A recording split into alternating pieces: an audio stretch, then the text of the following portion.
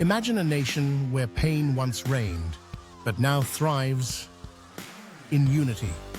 This is Rwanda, a country transformed after the 1994 genocide against the Tutsi.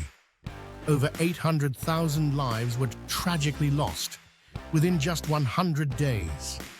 The scars run deep, leaving trauma, fractured communities, and displaced families. Yet Rwanda stands as a beacon of hope.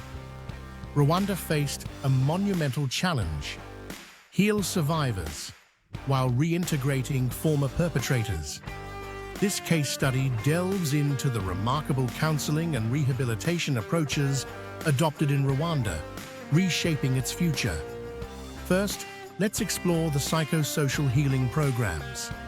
Initiatives like the Societal Healing and Participatory Governance for Sustainable Peace program created safe spaces for group counseling.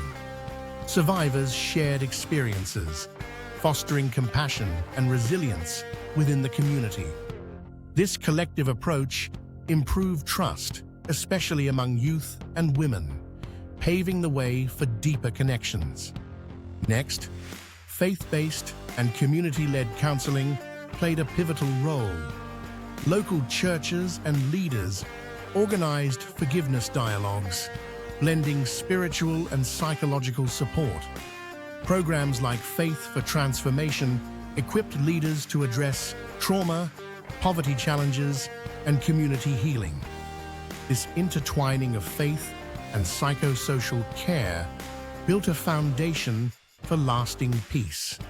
Rwanda also implemented the Rehabilitative Justice for Reconciliation project.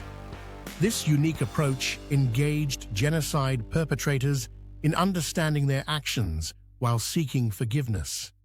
Victims received crucial counseling to ease reintegration, reducing stigma and promoting communal healing.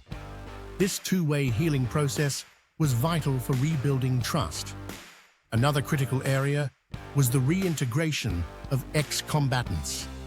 The disarmament, demobilization, and reintegration, or DDR program, combined vocational training with community dialogue.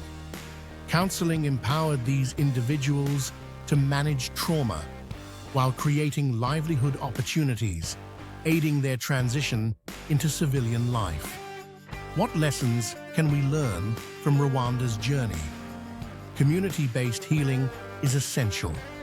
Successful counseling effectively embraces local traditions and structures. Both victims and perpetrators require support. It's crucial for victims to recover and for perpetrators to take accountability. Involving youth in peace dialogues has proven invaluable. Engaging young people ensures resilience against future violence and fosters a culture of peace. However, sustainability remains a challenge. Many programs rely heavily on donor funding, necessitating long-term national financing. Rwanda's efforts have yielded concrete outcomes. Trust and tolerance have significantly improved between survivors and former perpetrators. Communities developed coping strategies for trauma and economic hardship, creating a united front against social fragmentation. Thousands of individuals previously imprisoned are now successfully reintegrated. This process has drastically reduced the risks of re-traumatization and promoted healing in a once divided nation. In conclusion, Rwanda's case illustrates that psychosocial healing, community engagement, and faith-led initiatives are critical for post-conflict recovery.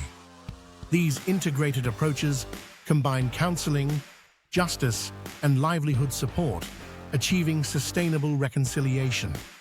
If you found this overview insightful, consider diving deeper into Rwanda's unique journey of healing and transformation.